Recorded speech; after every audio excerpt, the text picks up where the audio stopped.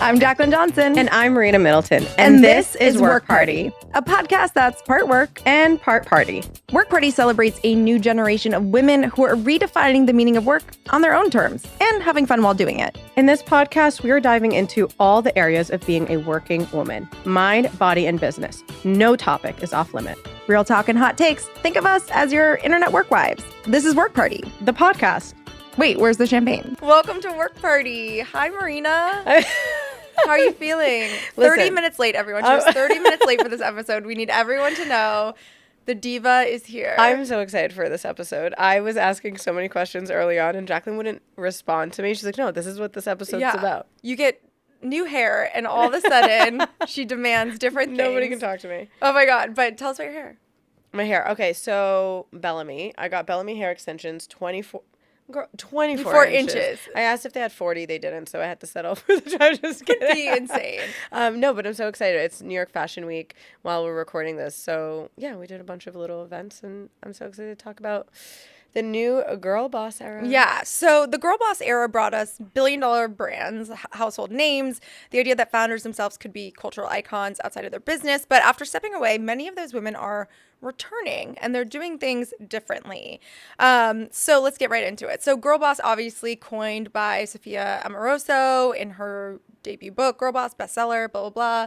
And really, I think that was the beginning of the conversation around female founders, female leaders. Obviously, Sophia was, started out of her apartment and then eBay and selling vintage, and then to see Nasty Gal skyrocket from a venture-backed business to being taken very seriously, and her being a young, hip, cool, stylish founder at the helm. I think that was really not the first company for sure, but the first press heavy company where the press loved to really build up this narrative and this story. And then it kind of took a turn. I would say around and really Create Cultivate was born during the pre-Girlboss era and then during the Girlboss era. And I think when the company first started 2011 to 2015, 2016, that didn't exist. So it was kind of this groundswell beginning of the movement, women coming together. Obviously, there was a huge gap. And then the Girlboss book launched, and those things all kind of happened around the same time. The irony that's so funny is Sophia's company, Nasty Gal, was a client of my agency, my first company, No Subject, and we did all their events together. And then she started Girlboss after. So it was funny. We were always kind of in the same circles in Los Angeles, I guess, around that time.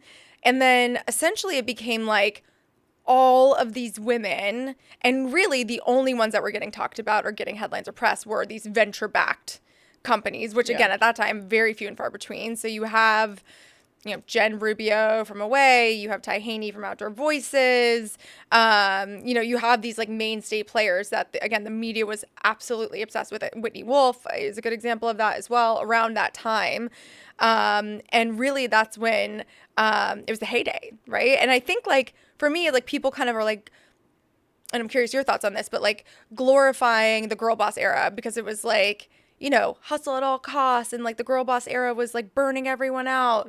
But what was your feeling on that? It's funny because I was younger. I was not in corporate world. Okay, relax. I was just a little baby. And no, but I do think that for me, I grew up where that was really inspiring, right? Yeah. I watched even just my parents hustle and work, and so I didn't know anything else.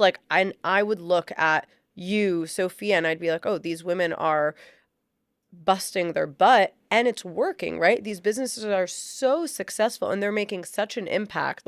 I didn't associate that with bad, right? Or burnout or anything. I just assumed it's literally just hard work.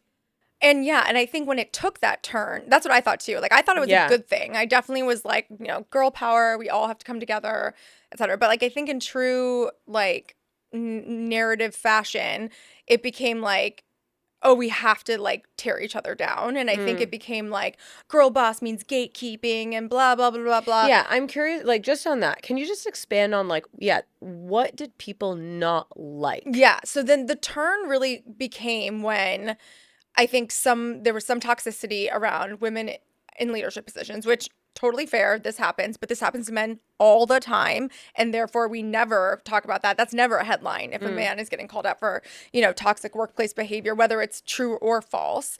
And so I think like that became part of it. I would say also it was like this gatekeeping narrative, like it's only for a few of us, like not all of us can kind of grow together, which obviously is like the antithesis of everything that Create and Cultivate stands for. Yeah.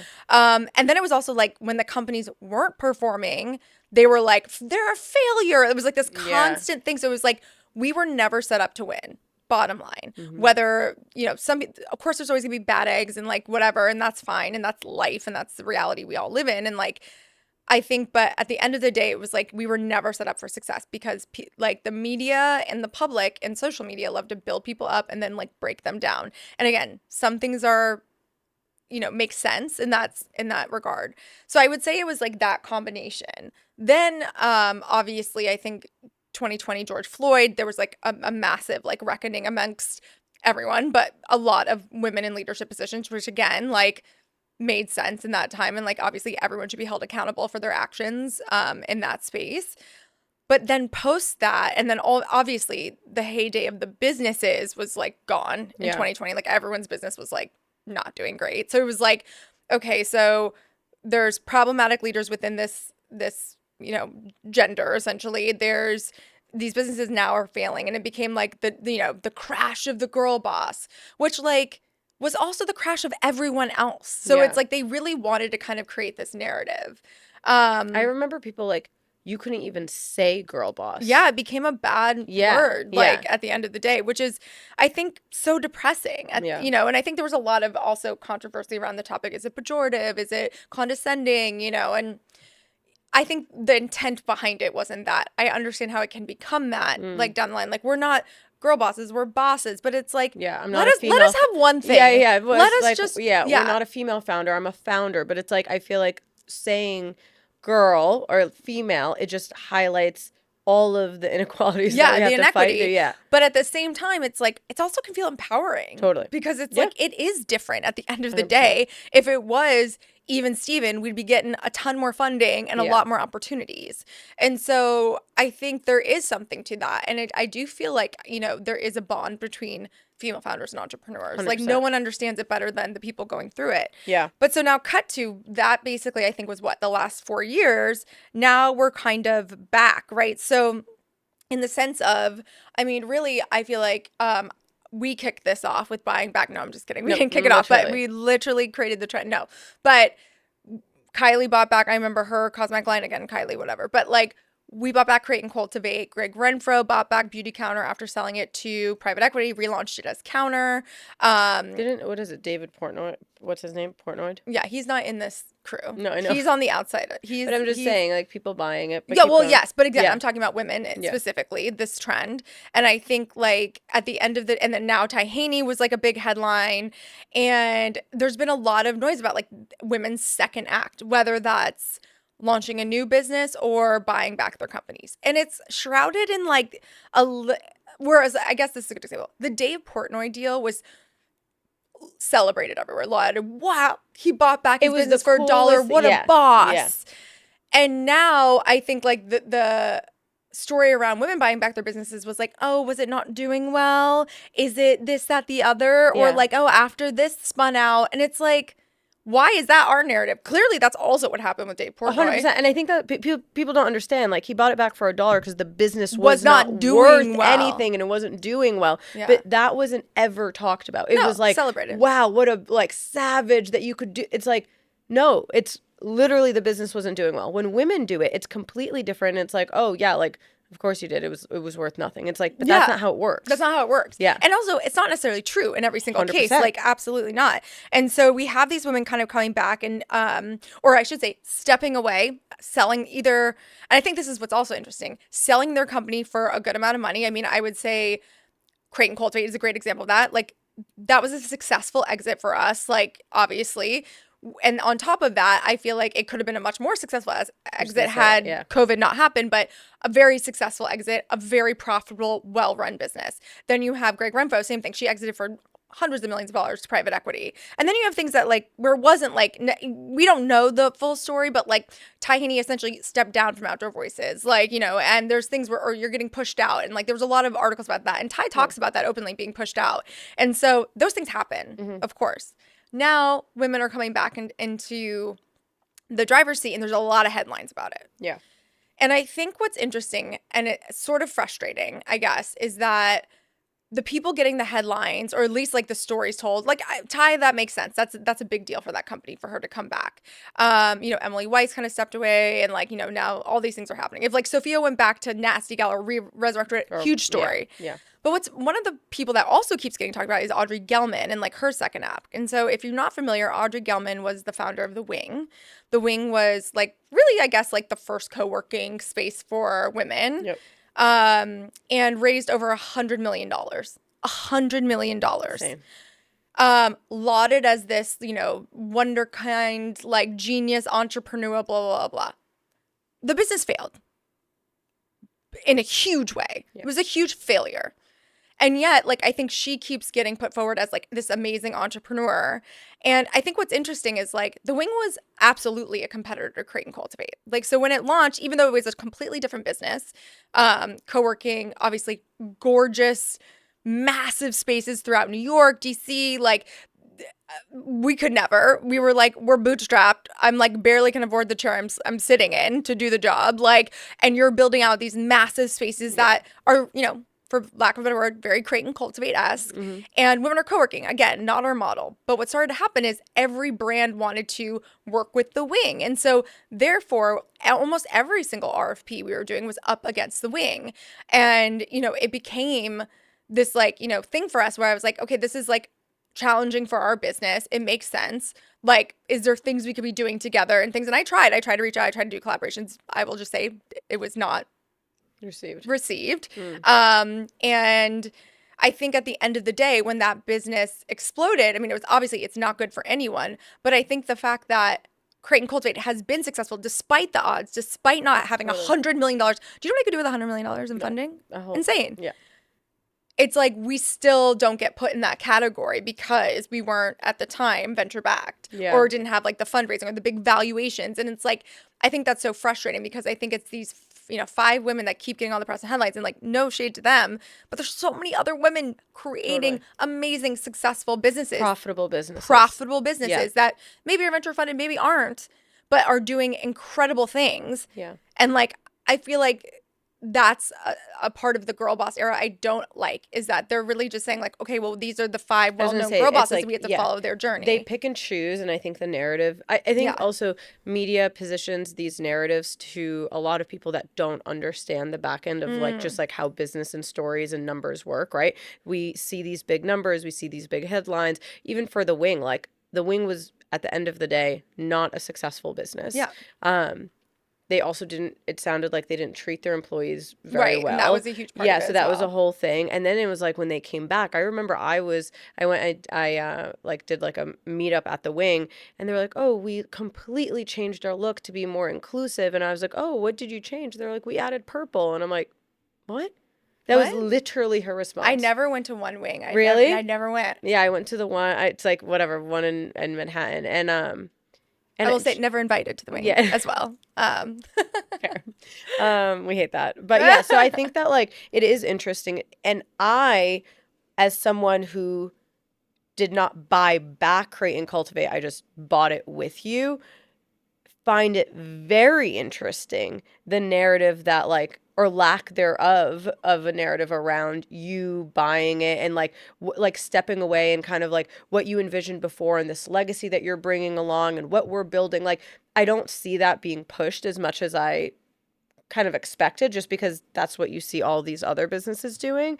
And Create and Cultivate, and again, not to toot our own horn, but like is doing phenomenal, knock on wood, like on all metrics. Like, our community is happy, they're growing, we're making so much impact, our events are insane, we exceeded every festival milestone, we're thinking bigger, we're doing all things of this stuff. Things are so differently. And you know, I think back to the girl boss era, and just like talking a little bit about like hustle culture. I've never heard anybody be upset about a man working so hard Yeah. and building all hours of the day and building. When a girl does it, you don't know how many times I get on a call and it's like, what's your work-life balance like at your company? Matt never gets that question in an interview, ever. And so I think that there is this like just like stigma around women leaders and female leaders and this expectation that like we owe everyone everything. Totally. And I think like that was very much received when I was running Create and Cultivate back in the day. And to your point, two things. One is like, I think a lot of these founders, when you're venture backed, you have a lot more money to be able to do the things that get you those headlines. So for instance, PR companies, extremely expensive, right? Like that's a huge cost. Most businesses aren't going to be able to drop $10, $20, $30,000 a month on that. Venture-backed companies are. Two is you're able to hire really competent, really smart, really high-level people that take things off your plate so that your focus becomes like nurturing these relationships with reporters and telling that story. I never had that luxury. I was like stuffing gift bags and head down. Like I never. And then look, I've been very lucky and pressed. Like I do think I've gotten like really good press over the years, like not super a lot recently, which is like what we're talking about. But like, I think it's been like, I didn't set out to build those relationships. I let the success be the noise. And I tell you this all the time. Like, I'm like, let the success be the noise, because I think that's what Create and Cultivate has done. Now things have changed, obviously, since I built the business, but like the success was always a noise. Like anytime we got coverage, it's because a publication reached out to us and was like, we see what you're doing. It's making real impact. And like, let's do that. And obviously we had some PR along the way, but like, I think that's like always been my philosophy. Whereas like, I think the alternative philosophy is like, we need to be making noise and creating stories. And like, again, there's no right or wrong. I think that's just a different strategy. But, you know, I think obviously now personal brand is huge. So like talking about that side of things as well, like name 3 guys that are the face of their company. I can't right now. Think about it. No, exactly. That's the point. Yeah. That's the point. You like Jeff Bezos. Head down. Yeah, they're head down. They're working. They're not worried about what they're posting. They're not worried about how often they have to post or come along with me or get ready come with me to this event and like check out the cool things I'm doing and like look how I'm being a leader. Look how I'm prioritizing that. I don't see any of that. I know. I literally can't name one that besides like some of the bigger names that are like obviously like a Jeff Bezos, and even him, he's not creating content around his business. Yeah. Like that's a wild discrepancy when you're thinking about it. And yet how many female founders right now that are creating content day in and day out about their company, running their company, building their business? I can name hundreds. Totally. And so like, what is that? You know, I think obviously social media is inherently a more female-centric platform, but I think at the end of the day, there is this immense pressure to also be talking about your business, building your business in public, being the face of your company, looking good. And like, I remember having dinner with one of my friends who's a founder and successful founder, and she was like, we were talking about social media or something, and I think I posted about our dinner, and she was like, yeah, I've been kind of like off. And she's like, I just found myself doing like performative female founder things. Yeah. And I was like, yes, like that is so accurate. Like, look at this cool outfit I'm wearing. Look at this cool party I'm going to. Look who I'm with. And I think also like for me as someone that has been really struggling with social after this, Create and Cultivate, you couldn't get me off social. I was talking about every single thing I did effortlessly. I was selling my programs. I was doing all this stuff. I was calling myself a CEO. I was not a CEO. You know, it was just like it was a different world. So then stepping into this role, I've never found it harder to be able to like to build the business and build my personal brand and be out there. Like it is very difficult. And what I realize is a lot of the time when I am posting, it's less because I want to post and it's more of like, I need someone else out there. I need other people to know who I am so that I can have, so I can prove my worth in what I'm building. Right. And I feel like a lot of women like feel like they're showing up because they need to prove a point. Like I am really successful and I am building a successful business and I am the CEO. Like it's this like, I don't know. It's like more ego driven. Totally. And unfortunately, like, again, I don't think it's in a bad way or intentionally. It's just because we just don't get easily recognized as I feel like if we didn't. Like if my head was down and I was just like not talking about anything, I really don't think anybody would know who I was. They would just know Create and Cultivate. I don't think that's true. You think? I don't think that's true. Okay, tell me what you think. Okay, so I think, because you did it also differently, and I'd like obviously talk a little bit about that. Like, I feel like you started in an era where you weren't. Well, the weird thing about me, and this is actually interesting too, but like I was a blogger and an influencer before I started Create and Cultivate. Yeah. So I had a blog called Some Notes on Napkin. Again, this was not like what you think of a blog now. There was no photos of me. It was like collages. It was like 1932. The cutest thing. We have to like cut to that and show pictures. I think it still exists. I don't know. But basically I was repped. I was doing that stuff. Then Instagram launched, and it was like, I was doing more like curate, like you remember OG Instagram. It was like curated like photos and stuff, but not necessarily like outfits and things like that. But I still got brand deals. I was going on brand trips. I was doing like a lot of different things in that category. And then I really like switched over to like starting my first company, the agency. And that's when I really took a step back and was like, okay, I'm posting about like my job or things like that, things I'm doing, but like rarely. And with Create and Cultivate for the first, I would say like 5 years, it was never about me. I never was like, I'd kick it off, but then I was like producer. Yeah. I was like, welcome, like lunch. We have lunch now. Everyone had to lunch. Like, you know, like I was like doing that. I wasn't like a host. And that only changed around like, I would say like 2016. Like I never interviewed keynotes for like at least the first 4 years of crazy. the business. Yeah. Like, why would I? I was like, it doesn't make sense. I'd bring in big names. And also like keynotes wouldn't want me to interview them. They're like, who are you? Totally. Like, yeah. So, you know, I think and also it was like, it wasn't about me. Like that was also part of like the business was like, it was about bringing in the best names I could get. So like when Rachel Zoe was like, I want Jen Myers, it's like also amazing and cool to interview me. I'm like, great. Or like Sophia Rossi's like, I want to interview Nicole Richie. I'm like, great. So I'm just like, you guys do your thing. Like it was not about me. And I think that was good for the business. Was it good for my personal brand? Probably not. But like it wasn't that wasn't a thing, and it wasn't ever my goal. Like I didn't really care. I wanted the company to be successful. Like that was my number one priority. And so I think like oftentimes, and it's funny because like we're seeing people now, I think like there's examples of this, but like Jamie from It Cosmetics, I think is a good example. Once she sold the company, she was everywhere. Like press tour, book deal, blah, blah, blah. You never saw Jamie. No. You never really heard about Jamie. You never saw Jamie, whatever. Amazing. Allie Webb. Well known from Dry Bar, but not a huge social following, not a huge poster, not a whatever. Post Dry Bar.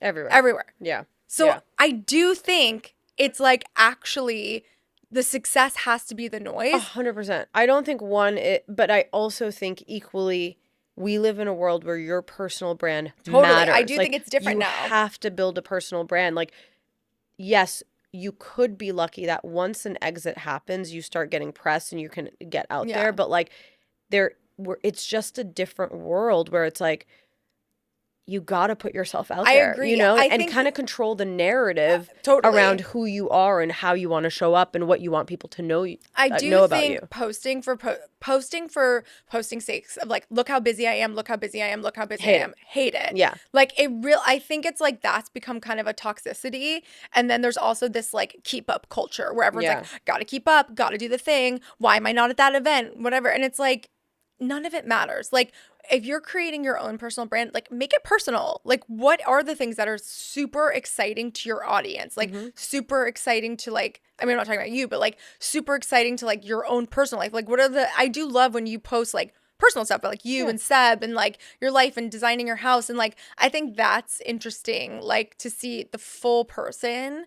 But yeah, I mean, I don't disagree. I would think it'd be a huge miss if you didn't. Yeah, just because we're, again, in a social forward world. Okay, so to wrap on the girl boss culture thing, like net, I think at the end of the day, girl bossness is good for everyone. Women running businesses is good for everyone. Women buying back businesses. Yep. Amazing. Like we're supporting everyone and everything. I think like at the end of the day, if you're a business owner who feels frustrated that like you're seeing these headlines or whatever, like none of it matters. Like I think at the end of the day, like we cannot have the narrative turn on us. And I think that's what we've kind of let it do. And in some ways warranted, like we had talked about, but in other ways, like I actually do think when women come together and support one another, we will inherently become more successful. Like a wave raises all boats or whatever the hell this saying is, you know what I'm saying? But like a high tide rises all boats, like that's real. And so I think the more that we like catty behavior or try to like do those things, like It's just not. Yeah, we have enough stuff holding us back. We don't need each Yeah. other. Oh, You know yeah. what I mean? Exactly. But yeah, I love it. I can talk about this for hours, but I'm so excited we got to chat. And that's it. That's it for this week's episode. Bye. Thanks for listening to this episode of Work Party. If you like what you heard, follow, leave a review, rate the pod, or slide into our DMs. Check out the different ways you can create and cultivate on our website, createcultivate.com. From retreats and masterminds to our summits and festival. We have different experiences to support you through your entrepreneurial journey from launch to legacy. Follow us at Create Cultivate on all platforms. And don't forget, work hard. Party on. Please note that this episode may contain paid endorsements and advertisements for products and services. Individuals on the show may have a direct or indirect financial interest in products or services referred to in this episode.